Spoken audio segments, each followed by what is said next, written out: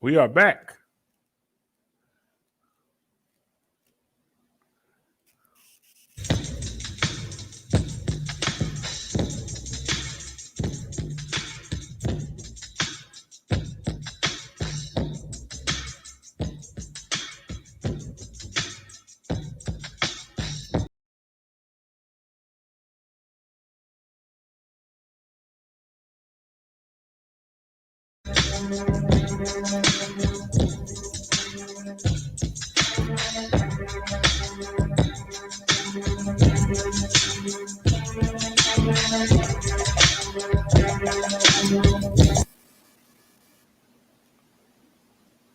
What happened? What happened?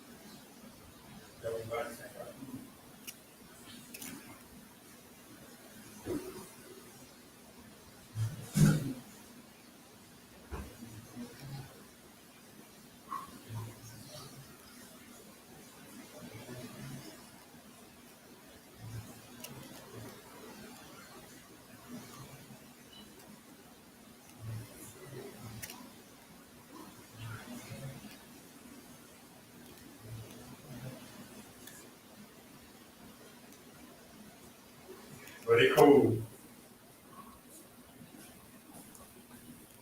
All right, y'all, I'm back. Bring got me some tangerines. Is there anybody here? Is there anybody here? There anybody still here? Sorry, y'all. We took a break. But we had to put the news out there. $11.99. But that bike is a steal. I hope y'all take advantage of it. But let's get back to what we normally do.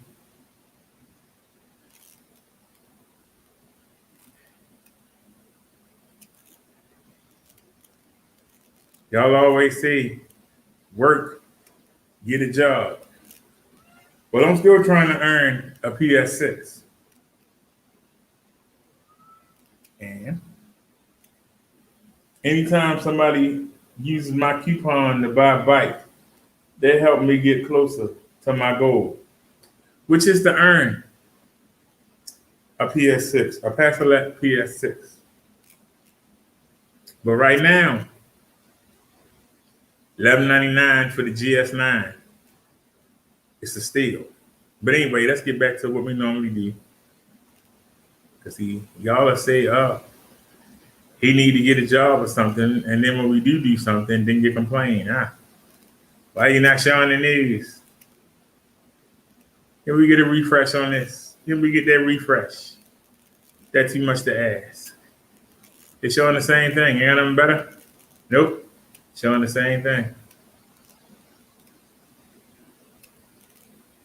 least we won't have to worry about going over. All right, 55 minutes ago. Mother, while on vacation in Bali in 2014, could return to Chicago tomorrow. Heather Mack was released from prison early last Friday. WGN's Kelly Davis joins us now from the newsroom with the latest on that. Kelly? Micah, Heather Mack gained international notoriety after she was convicted of helping her boyfriend kill her mom. She was sentenced to 10 years in prison in Indonesia and just served 7. Mack was released early on account of her good behavior and is now on her way home. Heather Mack is returning to Chicago after a long legal battle overseas. How you feeling, Heather? I really like to say. The 26-year-old was convicted of helping her then-boyfriend, Tommy Schaefer, kill her mom, Sheila Von Weiss Mack, back in 2014. They conspired to split her $1.5 million estate. Von Weiss Mack's body was found stuffed in a suitcase in the trunk of a taxi outside their Bali hotel. What's going to happen to Heather? We're not sure. Questions surround Heather's homecoming. Brian Claypool has been representing Mac for the past 5 years and says he's preparing for the worst. We will vigorously fight any attempt by the U.S. government to charge Heather with a crime stemming from her mother's murder.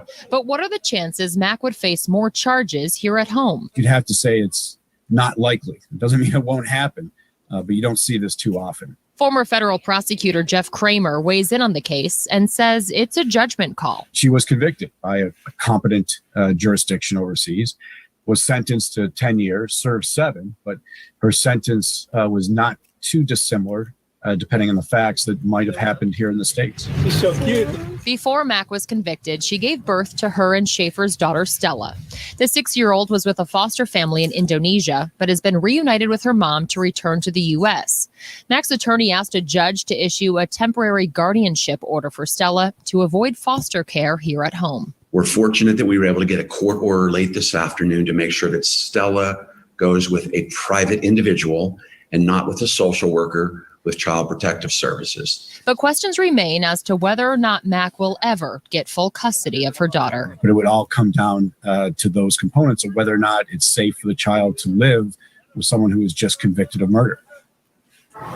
Mac's then boyfriend, Tommy Schaefer, was also convicted in the killing. He was sentenced to 18 years and remains in prison.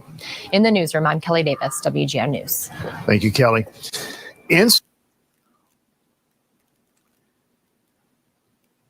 Shoot, send her baby and her back. No offense. I said no offense.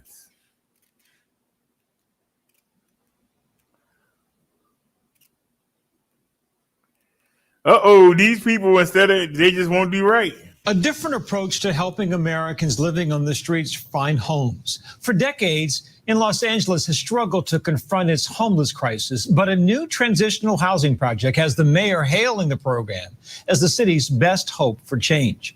Vibrant tiny home villages have been popping up in neighborhoods around the city, offering shelter, security, and pathways to more permanent housing for those looking to get back on their feet. ABC's Will Carr reports. We have some stuff. So come on. It's been 2 months since Roya Shorts moved into her new apartment, and she says every day with a permanent roof over her head is a blessing. Beautiful. Thank you. I'm so thankful, and God bless all of you. Tonight I'm going to sleep very good. Thanks to you guys. Bed to sleep in, a kitchen table to eat on, a sofa to lay on. Just a short time ago, these were all basic living essentials that were out of reach for Roya. Last year, she found herself struggling to make ends meet amid the pandemic and a sudden loss of household income. She and her adult son were forced to move out of their Southern California home. To survive, they started living in her car. She didn't know where to turn. I thought, what are we going to do? I was sitting and sleeping for a whole year. Homeless people living in very hard. You have to look for bathroom. You have to look for the shower. You have to look for food. Yeah, it's hard. It's not easy. Roya eventually spoke with a social worker who told her about a new program offering homeless city dwellers a small, clean, air-conditioned space to stay temporarily. She says she didn't know what to expect when she pulled up with her son, but once she stepped out of the car, there was an unmistakable sense of community. They take care of you like their own family. Is safe. We have a roof on our head. We can lock the door. We have bathroom, shower. Roya is one of hundreds of formerly homeless Angelenos who have flocked to the city's tiny village housing projects. The program launched this spring with just a single collection of 40 colorful homes in North Hollywood. Since then, the program has expanded to neighborhoods throughout the city. All the costs that we pay to keep people barely alive on the street is much more than just housing them and ending that condition. This is un-American to have people on the streets, our veterans, our kids. This is not who we are. And Los Angeles is showing what happens when we step up. Each one of these homes is 64 square feet. And right now, this is the largest tiny home community in the country. It's one of 6 here across Los Angeles, and they're planning to build more to try to combat the city's homeless crisis. And it's not just the homes. From laundry machines to meals on site, residents have access to a range of services. It's essentially a one-stop shop. Once the basics are taken care of, case managers help plan what comes next, including substance abuse counseling, mental health resources, job training, and housing navigation. The goal, to move anyone who stays here into a permanent home within a few months. We will not give up on you until we get you placed into permanent housing. Ken Kraft is the man behind the mission. Along with his Hope of the Valley nonprofit, he's had a hand in helping countless people living on the streets find permanent housing through the years. The Tiny Village program, run in tandem with the city, is the organization's latest push to help unhoused people who want to relocate do so. But the charity isn't intended for everyone. To access this site, you do have to live within a 3-mile radius. And we have access and engagement teams that are already going out in the community, building relationships, letting them know about this site. And there is a waiting list. Ken says that 3-mile radius is supposed to keep the Tiny Villages concept at neighborhood level. As more villages take shape on city lots throughout Los Angeles, the goal is to have people living around the block come to these transitional housing developments organically. And once they come in here, it really is a stabilizing force, because when people are on the streets, they're not really living, they're surviving. Now, all of a sudden, their basic needs are met. They get 3 meals a day, they get hot showers, they get clean clothes, they have access to laundry and all the services. Now the brain can start to think forward, and that's when we see hope ignited. Some neighbors are excited to see the program land in their backyards. It's a great thing. It's a great thing for these people that get to have shelter. Hopefully, it has more. It'll bring more people watching each other's back and helping each other out. Bring the community together. But not everyone's on board. The Change.org petition, garnering nearly 800 signatures, is calling for the soon-to-be-open tiny village next to a playground in Highland Park to be moved somewhere else. We don't have any issues with the tiny homes being built. It's just we don't have any parks like here. And that's a park that we would use. I mean, there are people in our neighborhood that are selling their houses. It's something that we've contemplated on doing. Some residents say they're worried the program will draw more homeless to the area, leading to spikes in crime and lower property values. What would you rather have? An encampment, or would you rather have a tiny home community? And I haven't had one person yet tell me I prefer an encampment, because on site we can bring the services people need to help end their homelessness. For Roya, those services have already made all the difference as she takes a new lease on life. They saved my life. They saved our life, and I fall in love with tiny homes. Hi, everyone. George Stephanopoulos here. Thanks for checking. Tiny homes better than being outside. You can lock the door.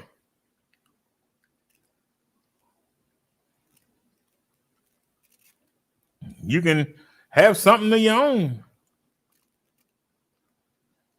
You got a bathroom.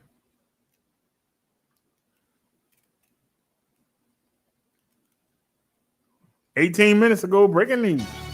We are beginning with breaking news. Sources are telling WGN that one off-duty Chicago police officer has been shot by another off-duty police officer during a domestic dispute. WGN's Kelly Davis is live at the scene right now to tell us the latest. Kelly? Hey, Ray and Micah, we are on the corner of Winona and Delphia. Now, police have been focusing their investigation on this house right behind me. I'm going to step out of the way so you can get a good look at the scene. Police have blocked off this stretch of Winona and are focusing their investigation on this house, one house in from the corner of Winona and Delphia. We're learning more about the shooting that took place here just a couple hours ago. Sources tell me that this was a domestic incident involving 2 Chicago police officers. An off-duty female officer shot an off-duty male officer. He was taken to Lutheran General in critical condition tonight. The circumstances leading up to the shooting are still unclear, but I'm told the Civilian Office of Police Accountability, or COPA, is investigating. We do not know if the female officer was taken into custody, but at this time it's safe to assume that she is being questioned in this case. As soon as we get more details, we'll be sure to bring them to you. But again, just to recap, one officer who was off duty at the time was shot, taken to Lutheran General in critical condition. We're told the person who pulled the trigger was a female off-duty officer. This was a domestic incident. That's the latest. Reporting live, I'm Kelly Davis, WGN News. All right, Kelly, thanks. You figure a cop would know better. Seriously.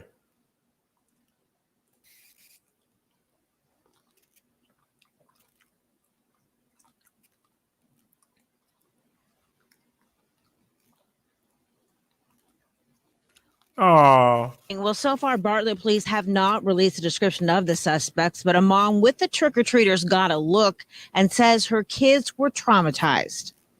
We will. Chandria Mosby says, like most others, her son skipped trick-or-treating last year due to COVID. This year, they were excited to get dressed up and go door to door in this Bartlett neighborhood. All he talked about was being a vampire. And he was actually going up to the door saying trick or treat. But she says after just 30 minutes, they were forced to call it a night after someone drove by with a BB gun and opened fire. We just all heard the shot and sounded just like a real gun. She says her 3-year-old son, Tyler, was hit in the side of his face. I didn't realize what was going on. And he dropped his candy. He started screaming and crying. And her 11-year-old niece was struck in the face and chest by the pellets. My niece started saying, I've been hit. I've been hit. And that's when I turned around. I noticed something was going on. I picked him up and my niece and just ran to my husband's car. Monday, her boys were going through the candy they were able to collect on Halloween. Mosby's upset someone spoiled their night of fun and says it's terrifying because the teens with the gun were aiming at small children. I didn't even sleep good. I tossed and turned because I just kept saying, what if? What if it was a real gun? I would be waking up, my sister be waking up, planning a funeral. Now, Mosby says that she saw 3 teens dressed in dark clothing and a dark green Corolla. She says they had a BB gun that looked like an assault rifle. If you have any information that can help Bartlett police find them, you are urged to call Crime Stoppers. That number is 382-MONY. Live tonight in Bartlett, Melissa Moon, WREG, News Channel 3. why would somebody want to do that? Man, it don't stop doing it. Technology report reveals his 9-year-old daughter died from a fentanyl overdose. The report is released 5 months after the little girl's death. Hello, I'm Greg Hurst. Hi, I'm Stephanie Skurlock. WREG's Melissa Moon joins us from outside the Shelby County Medical Examiner's office with the latest on this story. And Melissa, do we know where the child got the drug from? No, and that is the question that the father is asking tonight. So far, MPD isn't commenting on this case, but did ask for the autopsy here. And I'm a Christian. This is how D'Angelo Knox wants to remember his daughter, Kimmy. He says his 9-year-old was a friend to everyone and his world. I have a picture of her face tattooed right on my left side, so she'd be close to my heart. Police say Kimberly's mom found her unresponsive in her bed back in May. Investigators said she had a history of asthma and bronchitis, and there were no signs of trauma or foul play. D'Angelo says a doctor told him she died from cardiac arrest in her sleep, but he was never convinced because he says she never had heart issues. I was like, my baby was just fine. She was just fully healthy. Nothing wrong with her. The Shelby County Medical Examiner's office ruled Kimberly's cause of death fentanyl toxicity. D'Angelo says he has no idea how his daughter got her hands on the illegal drug and says he won't rest until he finds out who's responsible. It wasn't nothing I can do. So this is my way of helping her out, getting justice for her. D'Angelo, who had partial custody of his daughter, says he was planning for their future, and all of that was taken away. I just recently bought a house that was gonna be for her when she got older. And like I planned my whole life around her. And it's now it feel like everything that I put forth became a waste, and it's like thrown in my face because you try so hard to do stuff for the ones you love. And you never know when they're gonna be gone. Now, the medical examiner's office also said that Kimberly's death was an accident, but Knox says that police are investigating. Again, we contacted police, but so far they are not commenting about their investigation, but we'll keep you updated. Reporting live downtown, Melissa Moon, WREG, News Channel 3. That's a daggone shame. Well, so far, Bartlett police have not... That is a shame. Sweet young girl. Somebody gave her some drugs. Somebody gave her some drugs. Well, she found somebody's stash.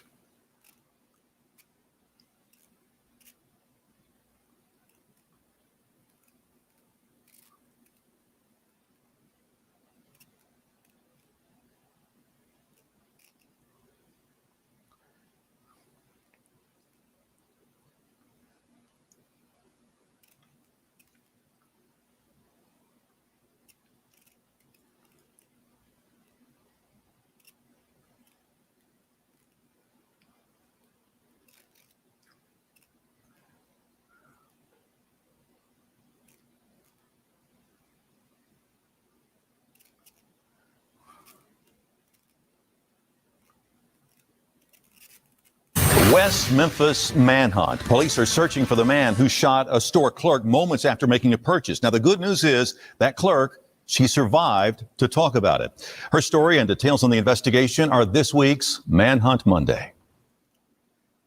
I'm in a lot of pain, and then I can barely get up on my own.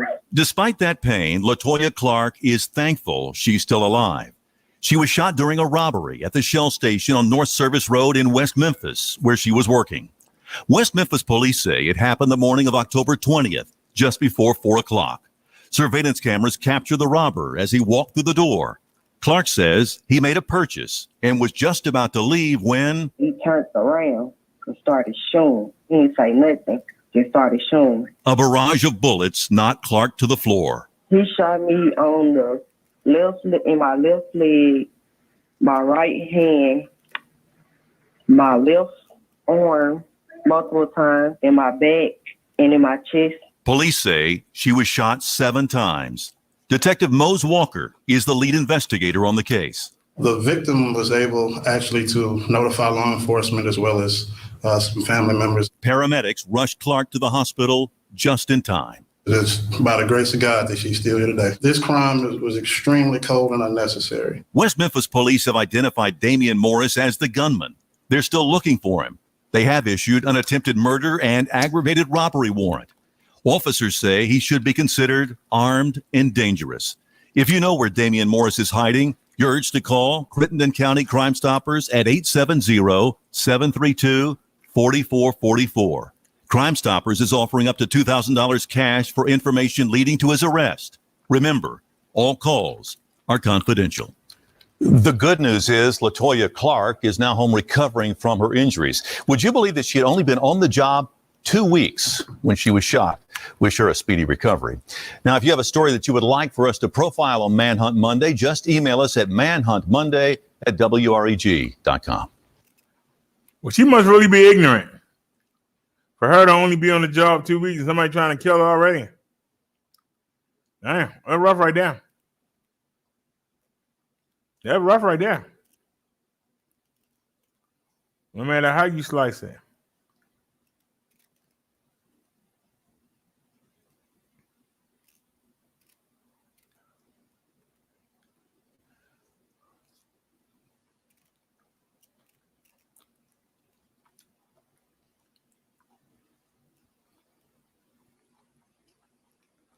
Hope we don't get flagged for this. There's somebody riding the Apache Left GS9. I don't care anymore.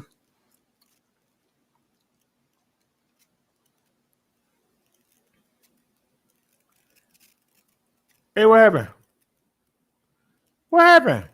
What are you doing? Care anymore about things. All right, come on, man. It's much harder now. We can mute that music, but I ain't trying to get flagged.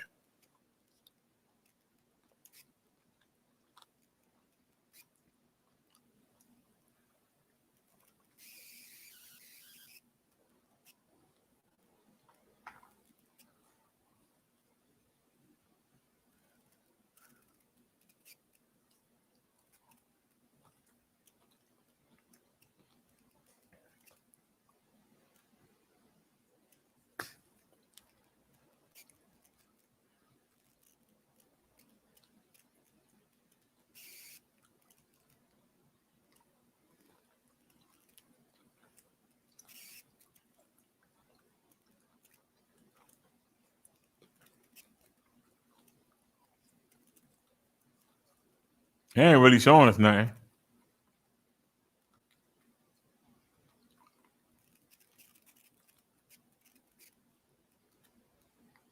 E-bike, right? You gonna help me set this up, little one? Let's get this unboxed and then we're gonna put this together. I am freaking excited. I've been waiting a long time. I just want to see the Everything bike. in the box.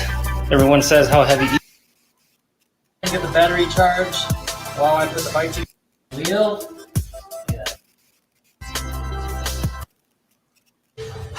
Yeah.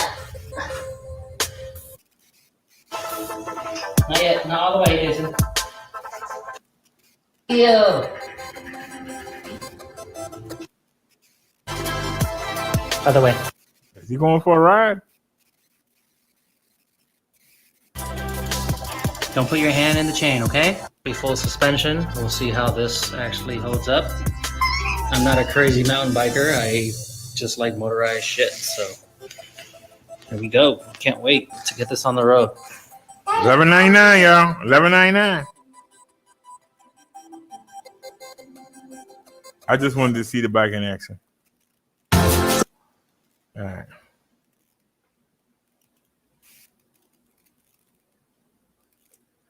Is anybody here?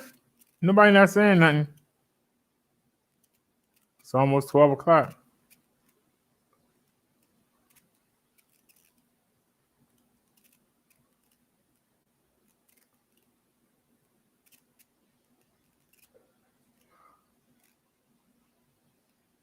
That's 2 days ago.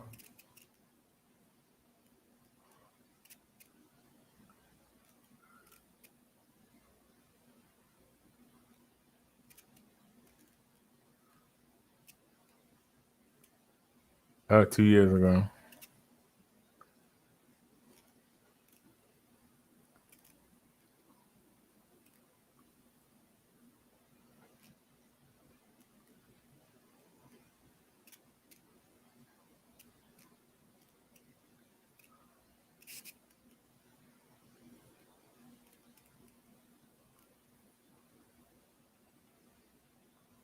What?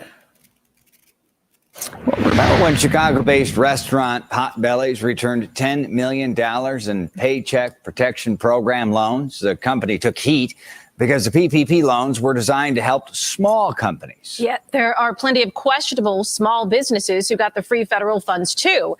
And when our Jermont Terry started digging into the data, the math just didn't add up. He's live in South suburban Markham with this exclusive report. Jermont. Erica and Brad, in my hand is a list of every licensed business here in the city of Markham. You can see it's just a couple of pages long, but I'm going to pick up this stack. It is heavy and several hundred pages thick. These are the names of every business that received a PPP loan of your tax dollars here in the city of Markham. Now, they all say they're running a business here, and the city of Markham says if that's the case, then we need our share of the money. A quick glance around South suburban Markham reveals signs of economic growth. The nation's largest Amazon robotic fulfillment facility operates here. It's generating jobs and much needed revenue. We have some good momentum going because of Amazon is here, but we also focus on our small businesses as well. Yet here on 159th Street, you can still find this, plenty of vacant storefronts available for small businesses to move in. A prime opportunity, perhaps, for the more than 1,000 small business owners who applied for and received taxpayer-funded loans through the Federal Paycheck Protection Program, or PPP. The goal to help businesses stay afloat during the pandemic. There's just one problem.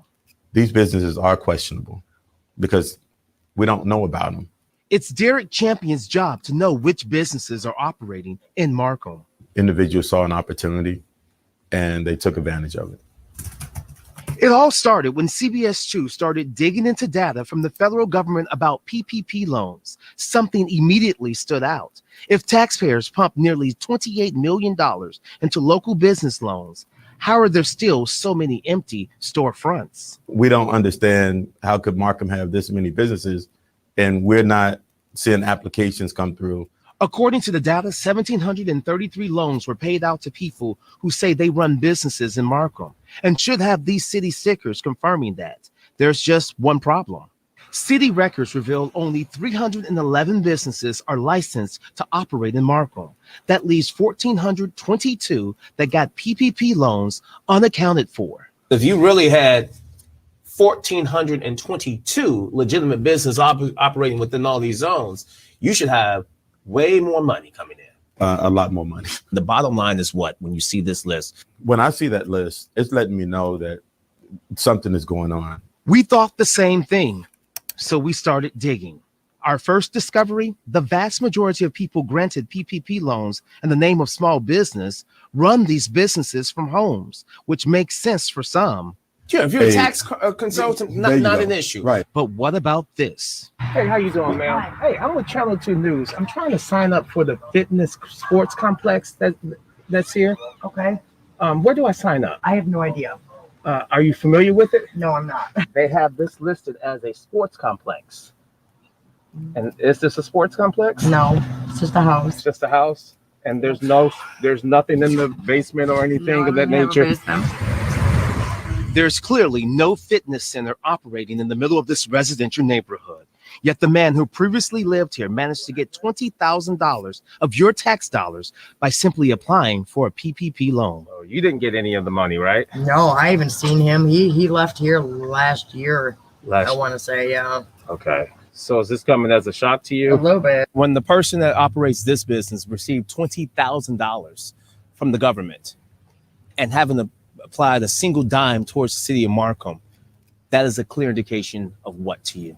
Fraud. We know for a fact that any kind of sports fitness business is not even allowed on this particular block.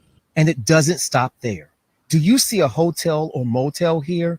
Records show the owner of this farmland in Markham received 2 PPP loans for a total just shy of $50,000 to keep a hotel running.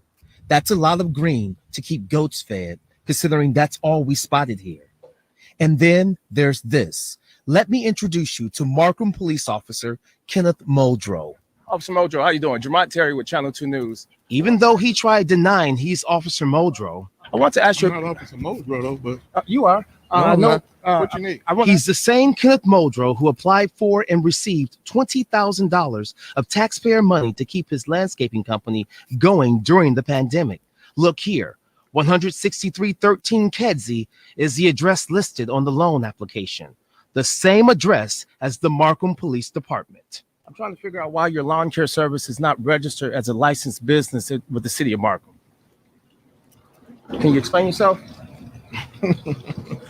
I don't have a lawn care service. Well, you got a PPP loan that was paid out for $20,000 back in March. So if you don't have a lawn care service, who does? And it was registered here to the police department, sir. That was the end of my conversation with Officer Muldrow. While he didn't want to explain any further with me, he will have to explain to someone. We're putting them on notice. The city says if any of these are ghost businesses, it's time to pay up. All told, the business owners listed on these PPP loan applications owe nearly $600,000 in unpaid business license fees if they are legit. We want to make sure that we're regulating these businesses and we're aware of these businesses. We owe it to the city of Markham. And Markham refuses to let up. Tomorrow, the city council is expected to introduce an ordinance to regulate home businesses. Now, we're told that if you're running a legit business, it's time to show proof. CBS 2 will be at this city council meeting to talk about all the specifics that will be introduced in this home ordinance. But again, if these 1,422 businesses are legit, the city says it's time to prove it to them. Reporting live in Markham, Jermont Terry, CBS 2 News. Jermont, well done. Thank you. Yes, excellent. Some people ain't legit.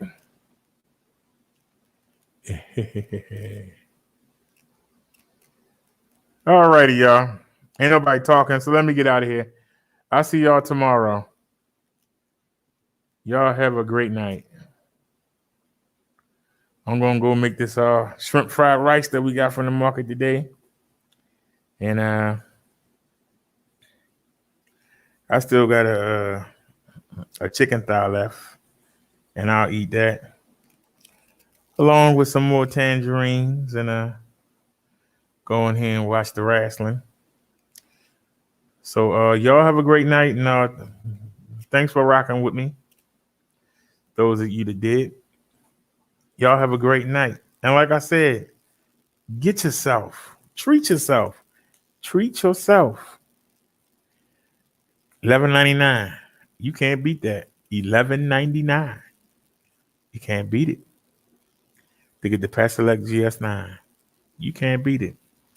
Full suspension e-bike. A full suspension e-bike for $11.99. That alone is hard to find. But that got hydraulic brakes. They got an 8-speed Shimano shifter, not the Mickey Mouse 7-speed gears you be saying. 27.5-inch, 2.8-inch wide tires, 13 amp hour battery. Bike is a steal.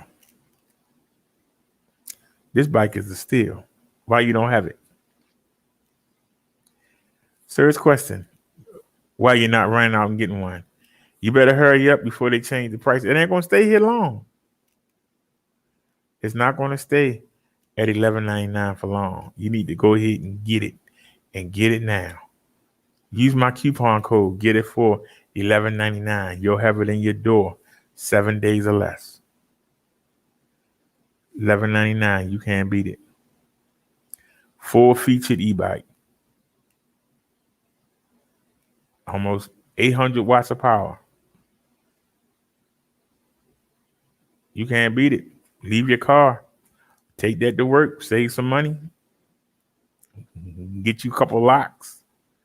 Chain it up. Go to work. Get off work. Hop on it. Speeds up to 28 miles per hour. You can ride with the cars like I do. No gas. All you got to do is charge it up. 13 amp hour battery will last you a long time. Should be able to get 20 miles out of it. What more you need? Chain it up outside, bring the battery in, put it under your desk and let it charge. I think the battery will get you to working back. I think the battery will get you to working back. But if you want to do some extracurricular things, bring the battery inside with the charger. Purchase another charger. Most of these e-bikes have 2 amp hour chargers. You can get a charger off Amazon. Have one at your job. Have one at your job. Have one at home. Just take the battery out and charge it. Have it charging while you're working. When you get off work, it'll be fully charged. And you got 20-something miles to ride around before you come home. 20-something miles. You get a spare battery, you can get 40 miles. That's a lot. That's a lot of fun. You'll watch everybody else bike peter out and you still be going strong. So treat yourself. Treat one of your family members. Treat the poor neighborhood kid down the street that you know has to walk everywhere. Get him some wheels. Help him out. $11.99. Full feature e-bike. You ain't gonna find a better deal. Y'all have a great night. I'll see y'all tomorrow. Thanks for watching. We out.